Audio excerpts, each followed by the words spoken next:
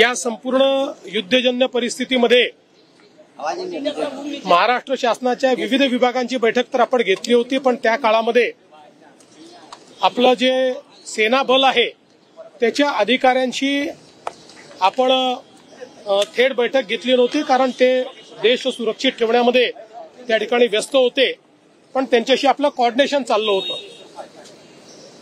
आता आजची जी बैठक आपण घेतली ती या दिवसांमध्ये जो काही आपल्याला एक्सपिरियन्स आला त्यातनं आपल्याला अधिक काय करण्याची आवश्यकता आहे, भविष्यातला आपला रोडमॅप कसा असला पाहिजे आणि आताही आपण कशा प्रकारे अलर्ट राहिलं पाहिजे या दृष्टीनं ज्या काही आमच्या फोर्सेसच्या आपल्याकडनं अपेक्षा आहेत त्याही आम्ही समजून घेतल्या, जे कन्सर्न्स आहेत तेही त्या ठिकाणी मांडले आणि विशेषतः आपल्याला कल्पना आहे की ज्या प्रकारे आपल्या सेनेनं पाकिस्तानला त्याची जागा दाखवली आणि ज्या प्रकारे आपल्या सेनेनं आतमध्ये शिरून दहशतवाद्यांचे अड्डे नेस्तनाबूत केले, त्यांचे वेगवेगळे विमानांचे जे काही हवाई अड्डे होते, सैनिकी बेसेस होत्या, त्या ज्या प्रकारे नेस्तनाबूत केल्या, त्यामुळे पाकिस्तानला हे माहिती आहे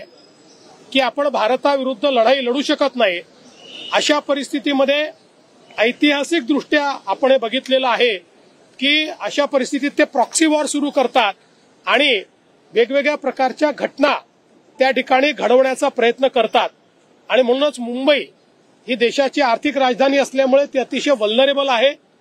त्या दृष्टीनं काय खबरदारी घेतली पाहिजे आणि या दृष्टीनं कसं कोऑर्डिनेशन असलं पाहिजे याकरता आजची बैठक आम्ही केलेली आहे. अतिशय चांगलं कोऑर्डिनेशन आम्ही त्या ठिकाणी केलेलं आहे. जे काही कन्सर्न्स आहेत ते सेना अधिकाऱ्यांकडून आम्ही समजून घेतलेले आहेत.